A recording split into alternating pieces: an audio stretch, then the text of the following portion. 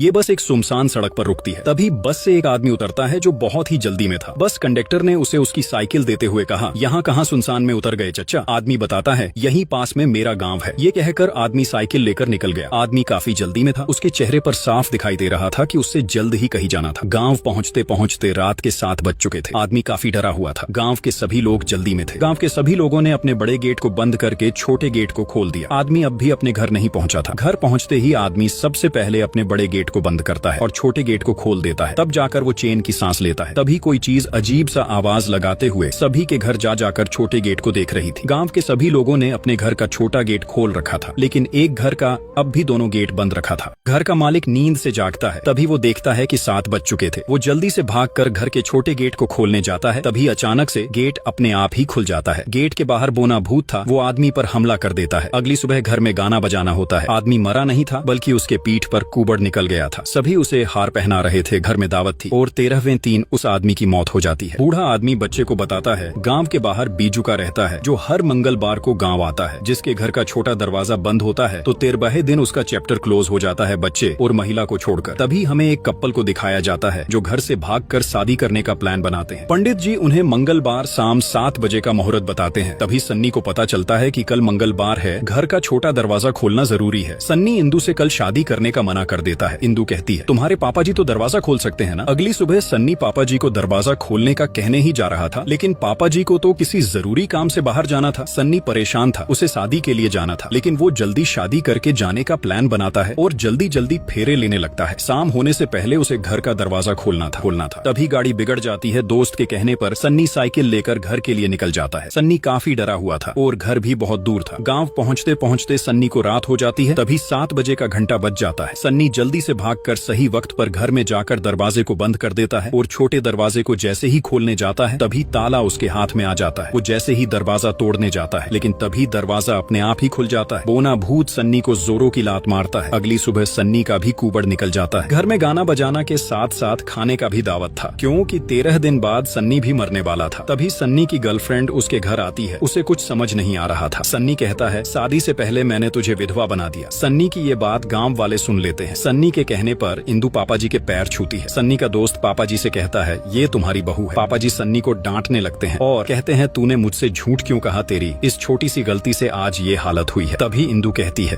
तब फालतू का ड्रामा हो रहा है, ये कोई भूत बुत नहीं है, ये एक बीमारी है। इंदू सभी से कहती है, ये कोई भूत बुत नहीं है, ये एक बीमारी है। कल ही हम इलाज के लिए दिल्ली जा रहे हैं। हॉस्पिटल पहुंचकर डॉक्टर सन्नी का एक्सरे देखने के बाद इंदू से कहता है, ये एक छोटा सा मांस का गट्ठर है जो किसी हड्डी के साथ जुड़ा नहीं है। हम सर्जरी से इसे सही कर सकते हैं। ये सुनकर इंदू खुश हो जाती है। रात के समय इंदू को एक अजीब सा आदमी पानी देकर कहता है, क्या बोल रहे थे? ये एक छोटी सी सर्जरी है, सब ठीक हो जाएगा। ये कहकर वो हंसते हुए गायब हो जाता है। सन्नी का दोस्त इंदू से कहता है, भैया ठीक हो गए। इंदू देखती है कि सन्नी का कुबड़ हट गया था। सन्नी का दोस्त पापा जी से कॉल पर कहता है, भैया ठीक हो गए। सुबह जब इंदू नींद से जागती है तो सन्नी डरा हुआ था, क्योंकि उसका कुबड़ फिर से पहले जैसा हो गया था। लिफ्ट में वही आदमी इंदू को अपना कार्ड देते हुए कहता है, हर जवाब साइंस के पास नहीं होता। इंदू को कुछ समझ नहीं आ रहा था। गाँव पहुँचते ही वो देखते हैं पापा जी ने बैंड बाजे बालों को इनके स्वागत के लिए बुलाया था। तभी पापा जी देखते हैं सन्नी का कुबड़ ठीक ना हुआ। वो दुखी हो जाते हैं। तभी हमें उस आदमी को दिखाया जाता है जो भूतों के तकलीफ को दूर किया करता था। इंदू आदमी को कॉल करके गाँव बुलाती है।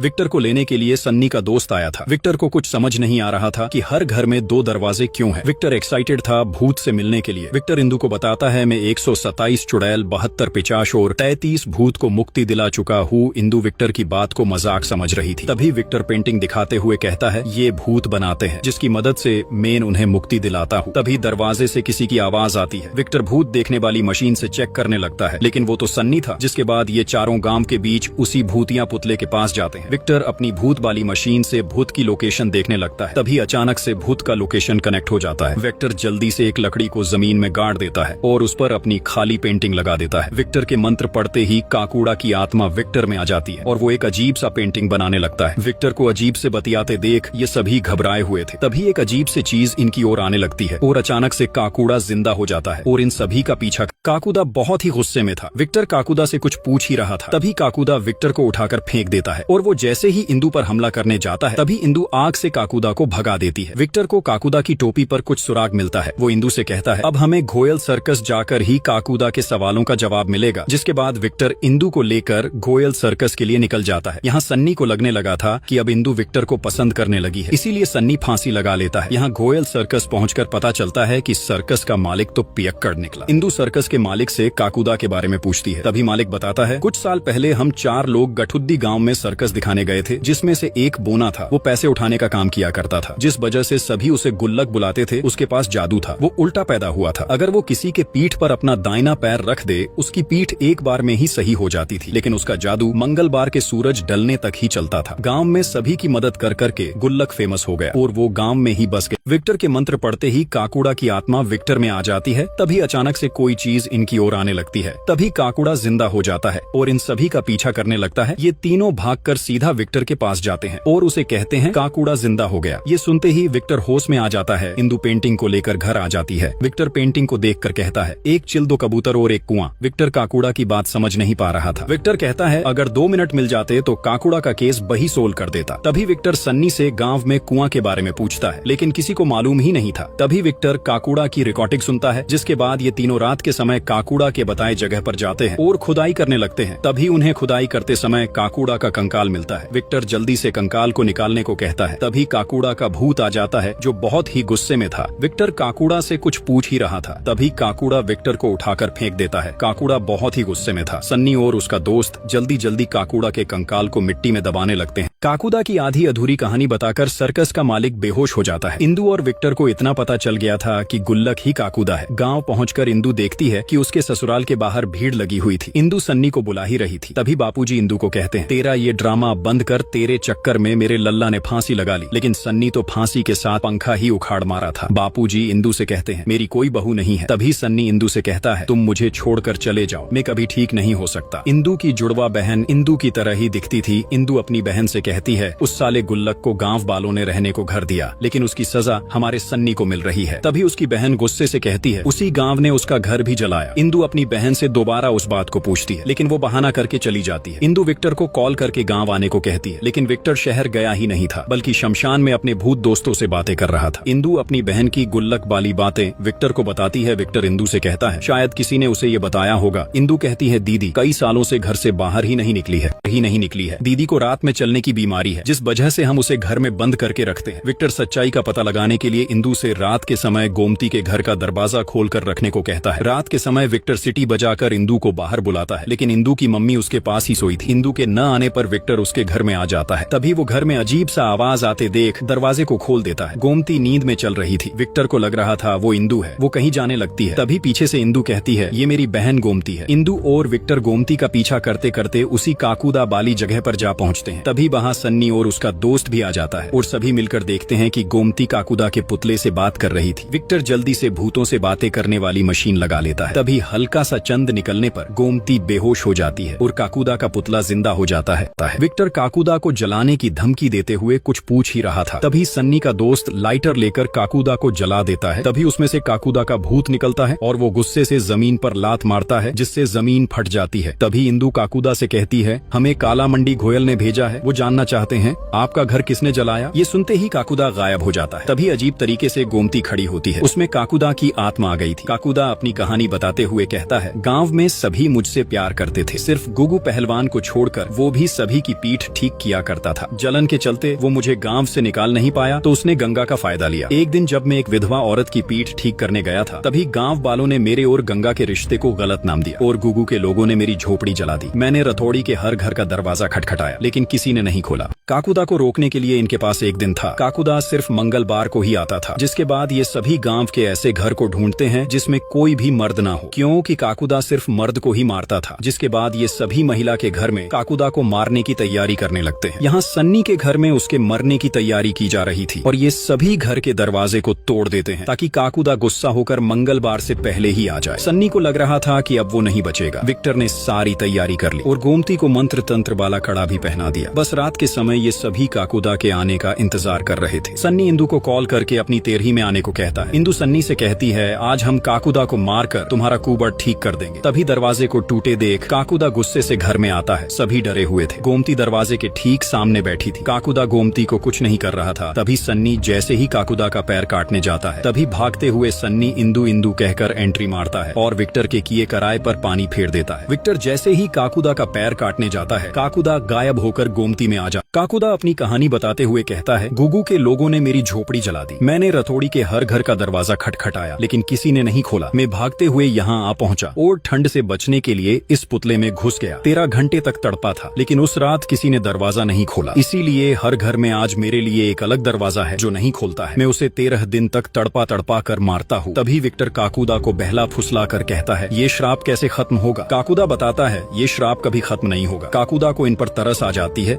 इसलिए वो यहाँ से चले जाता है। सभी प्लान करते हैं काकुदा को कैसे रोका जाए। सन्नी सभी से कहता है, कल मेरा आखिरी दिन है, सभी मेरी दावत पर आ जाना। तभी विक्टर सभी से कहता है, जैसे जादूगर की जान तोते में होती है, इसी तरह काकुदा की जान उसके राइट पैर के पंजे में है। अगर हम उसका राइट पंजा काट दे तो काकुदा हमेशा के लिए खत्म हो जाएगा। काकुदा के पंजे को कौन काटेगा, इस बात को लेकर सभी में बहस हो जाती है। तभी सन्नी का दोस्त गोमती को काटने को कहता है। इनके पास काकुदा को रोकने के लिए एक दिन बचा था और काकुदा मंगलवार को ही आता था।